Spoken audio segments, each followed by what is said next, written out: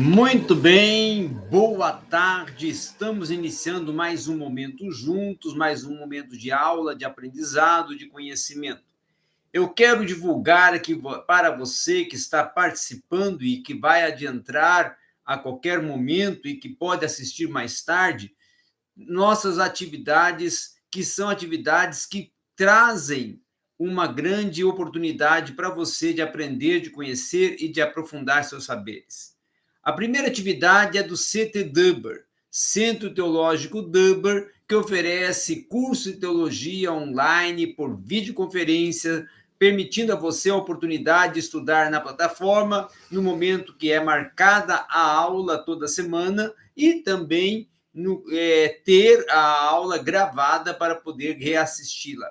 Outro, sim, conteúdo muito bem elaborado, fruto de uma profunda pesquisa dentro dos temas que compõem a disciplina que você está estudando em cada uma das disciplinas que vão seguindo a sequência dentro da proposta que o curso vai te oferecer.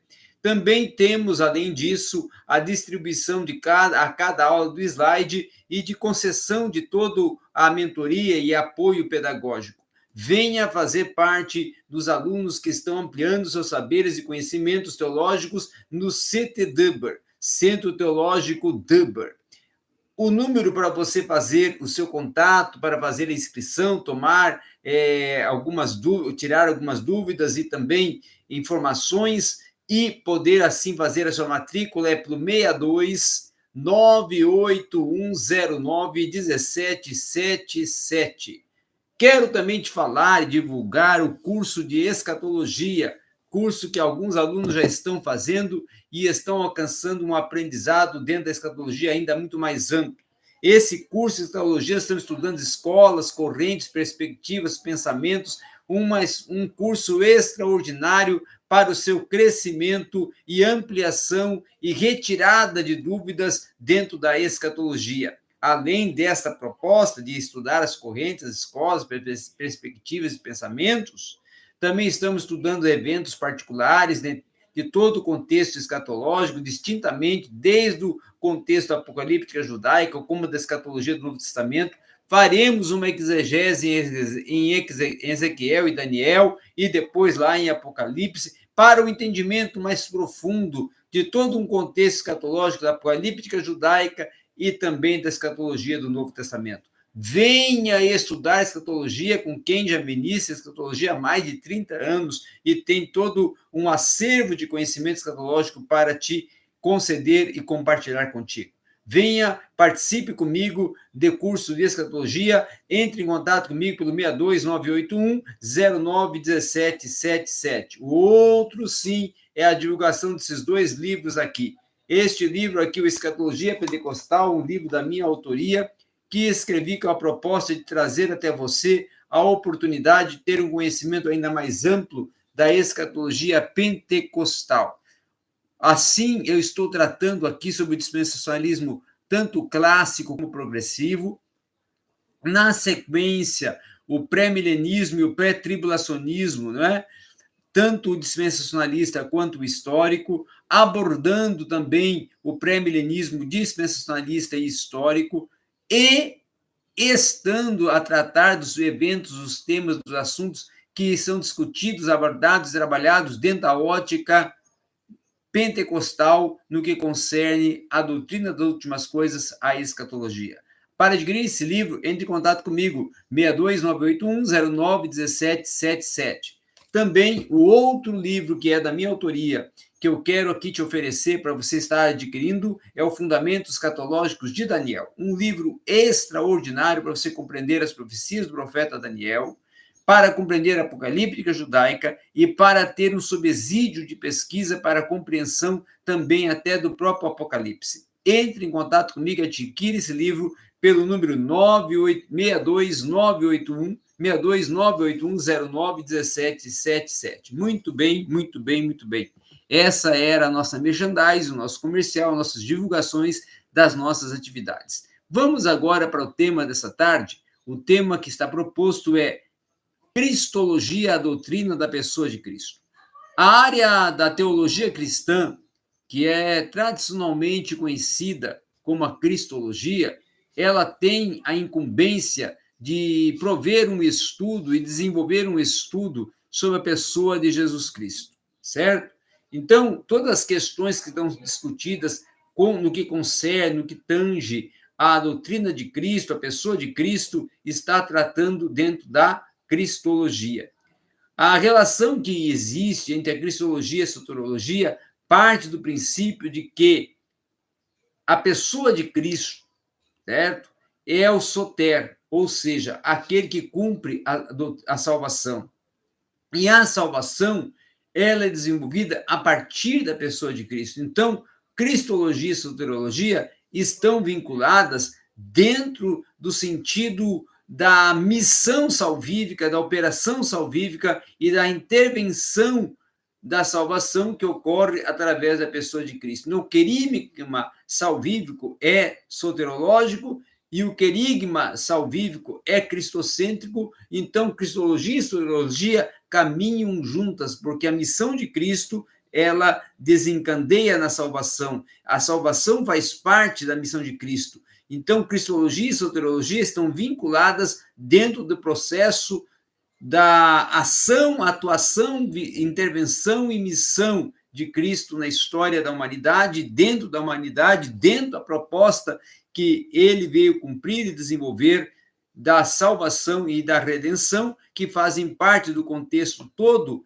de a atuação e proposta do processo salvífico. Quando você estuda a soteriologia, você está estudando também elementos propulsores da cristologia, para que, então, uma vá de encontro à outra e uma vá dialogando com a outra.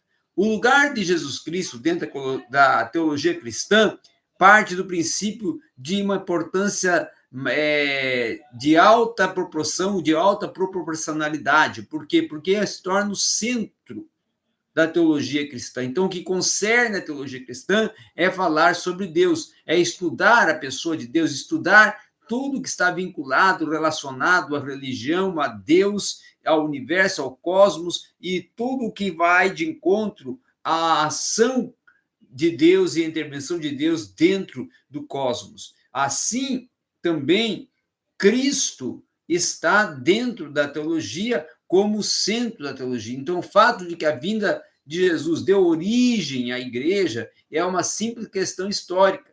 Entretanto, nós podemos dizer que a interpretação dessa questão é, na verdade, ainda muito mais complexa. Vamos considerar, por exemplo, a hipótese de Jesus ter introduzido a maior ação e intervenção na humanidade. Então, Jesus não faz apenas a ação da salvação e da proclamação do querigma, mas ele faz, sim, o sentido do próprio universo ter surgido através da sua ação, da sua execução como executor da criação. Então, uma abordagem bastante, vamos dizer assim, pertinente é que, na teologia cristã, Jesus Cristo tem 3 áreas especificamente teológicas que nós podemos considerar. Primeiro, o cristianismo é uma religião histórica, porque Jesus é histórico, certo? O cristianismo também se torna uma religião fundamentalmente bíblica, porque Cristo é a revelação, e a revelação através da própria palavra, o verbo que se fez carne. Deus se revela, então, em Jesus Cristo. O elemento central da teologia cristã vai girar em torno da ideia de uma presença reveladora de Deus em Cristo. Então, Jesus é considerado, tá, como aquele a quem Deus se revela de uma maneira específica, distinta e singular. Quando a Sagrada Escritura fala sobre Deus, ela não nos permite deixar que nossa atenção ou pensamentos vaguem ao acaso. Quando a Sagrada Escritura fala sobre Deus, ela concentra a nossa atenção e pensamento sobre um único ponto e sobre o que nós devemos conhecer sobre ele. Se nós continuamos nos questionando a respeito de um único ponto sobre o qual, de acordo com as Escrituras, nossa atenção e nossos pensamentos devem se concentrar, então, do começo ao fim, a Bíblia vai apontar em nome de Jesus Cristo. Então, essa crença central, que ela é dominante no cristianismo, ela propõe uma concentração cristológica e ela abre um caminho do cristianismo dentro de outras religiões e dentro de parâmetros da própria tradição cristã. Então, Jesus Cristo é o fundamento da salvação e se torna um tema central do pensamento cristão que é dominante e dentro da própria acepção cristã do termo. Então, manifesta-se em Cristo e, por intermédio dele, é que vai se tornando todo um contexto salvífico, soterológico, em que a fé cristã ela se torna autoemancipável. Jesus Cristo modela a vida redimida, porque essa se torna a questão central até da espiritualidade e da própria ética cristã. Então, dentro de uma natureza da própria existência cristã, no que tange às relações de dimensões ética e espiritual, nós vamos ver que o Novo Testamento ele é fortemente cristomórfico em sua visão em relação principalmente à vida redimida, tá? Que vai afirmar que Jesus Cristo não é apenas uma vida possível, mas também é um modelo, a imagem de um Novo Testamento. Então, essa tese pode ser defendida a partir de uma oportunidade, de uma visão de proposta até para o teólogo escocês, o James Dane, que vai dizer que a doutrina cristã da reconciliação parte da pessoa de Cristo, que é aquele que efetuou a reconciliação. No ensinamento cristão, por exemplo, ele vai dizer que em uma geração, de uma geração até atrás, uma geração, vamos assim, mais remota, era lugar comum fazer um contraste entre a ideia de Cristo como nossa expiação e reconciliação e a ideia de Cristo como aquele que é vamos dizer, numa visão até sociniana, na perspectiva evangélica, aquele que promove o fator reconciliador. Então, o surgimento da teologia narrativa vai conferir especial importância a este ponto, enfatizando a narrativa de que Jesus Cristo exerce uma influência dominante sobre a eclésia, a partir de que ele é o fundamento, o cabeça, ele é a origem, a raiz e o fator que vai tornar real ou que vai promover a existência, a edificação e a implantação da eclésia. Então, o Novo Testamento se torna a fonte primária da cristologia. As reflexões do Novo Testamento sobre o significado de Cristo, elas são estabelecidas a partir do contexto que está sobre ele no Antigo Testamento. O termo Cristo, então, é tratado apenas como uma terminologia que vai acampar também todo um sentido do próprio Messias, não é? Que é o termo utilizado no Antigo Testamento para Cristo, que significa o ungido. Então, o antigo Israel, ele apresenta a proposta do Messias como ungido, daquele que é o portador da unção, e que a unção que está sobre ele, ela é total, ela é totalitária em toda a sua extensão. Então, Jesus é considerado o potencial libertador político no contexto do povo hebreu, não é? Jesus nunca permitiu que seus escritores o descrevessem como Messias, até por esse sentido implícito no termo também Messias, que tem um caráter também político, além de um caráter salvífico e espiritual, e um caráter também do termo ungido, do termo unção, tá? Então, o Antigo Testamento emprega o termo Filho de Deus em um sentido amplo, como aquele que propriamente pertence a Deus e que é o próprio Senhor e que é a própria segunda pessoa da Trindade, que no aspecto teofânico vai estar ali manifestado como anjo do Senhor. Então, ele também tem o sentido o termo utilizado dentro do Novo Testamento, o huios, né? Que indica huios para filho, mas também tem o outro termo, teknia, que é o termo utilizado genericamente no grego para filhos. E aí nós vamos ter algumas distinções implícitas na exegese que vão situar e ampliar o sentido aplicado à cristologia e à própria ação e posição de Cristo enquanto filho. Ele é apresentado por Lucas como, por exemplo, filho do homem, mas por João como filho de Deus, mas também ele é o próprio Deus, como João também defende no seu evangelho, quando João faz a aplicação apologética da defesa, ou seja, da divindade e deidade de Cristo. Também podemos aqui colocar o reconhecimento de que Jesus Cristo é o Kyrios, o Senhor, mas também ele é o Sotero, o Salvador, mas também ele é o Theos, o Deus, mas também ele é o Rei, mas também ele é aquele que revela o Pai.